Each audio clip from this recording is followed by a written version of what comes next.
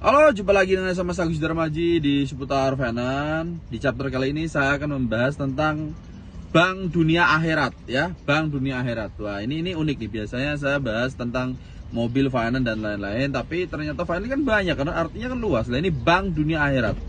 Apa sih yang dimaksud? Yang saya maksud itu Bank Dunia Akhirat itu seperti apa sih?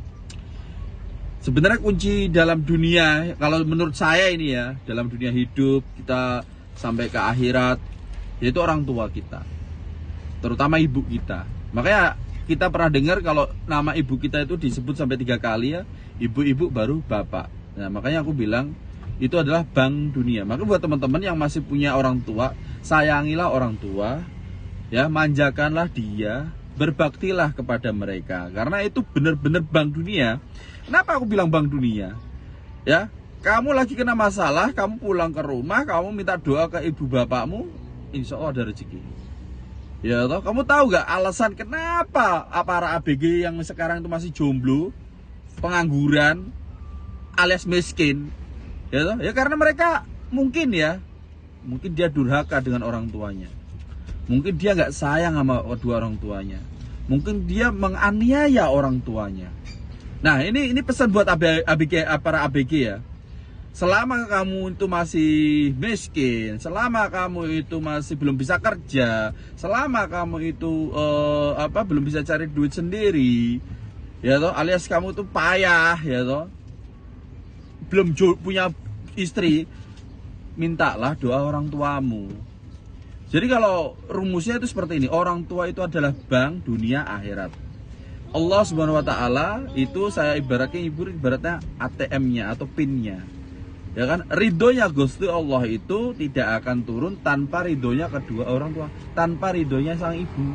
Nah, makanya kalau teman-teman pengen kaya, teman-teman pengen sukses, teman-teman pengen lancar, ya walaupun aku bilang kayak gini di usia 35, walaupun saya ini belum kaya raya ya, tapi saya sudah meneliti. Ya, saya penelitian melakukan hidup saya sendiri ya. Ya, walaupun sebenarnya kalau secara Islam itu ada 8 pintu rezeki. Yang pertama, rezeki yang telah dijamin Allah Subhanahu Wa Taala, rezeki yang tak terduga, ada rezeki karena istighfar, ya toh, ada rezeki karena anak, ada rezeki karena menikah, ada rezeki karena bersyukur. Nah, makanya banyak-banyak bersyukur. Terus ada rezeki karena sedekah dan ada rezeki karena usaha. Makanya buat teman-teman, oke lah kalau kita dijatah sama Allah Subhanahu Wa Taala rezeki kita sekian, bentar deh. Kan kita masih bisa melakukan usaha. Usahanya seperti apa? Usaha jualan ini dan itu namanya rezeki karena kita usaha. Ya toh? Nah, terus rezeki karena kita menikah. Itu ada. Rezeki setelah punya anak, itu ada. Ya toh? Nah, dan yang paling simpel itu kita banyak-banyak bersyukur dan istighfar saja. Itu paling gampang buat APG. Ya, buat teman-teman itu kalau berangkat naik motor dari rumah itu ya, berangkat kerja bilang astagfirullahaladzim, astagfirullahaladzim. Ya, itu kan rezeki karena istighfar. Insya Allah ada ya. Terus bersyukur, apapun yang kita dapat bersyukur. Termasuk musibah. Kita dapat musibah juga harus kita syukuri.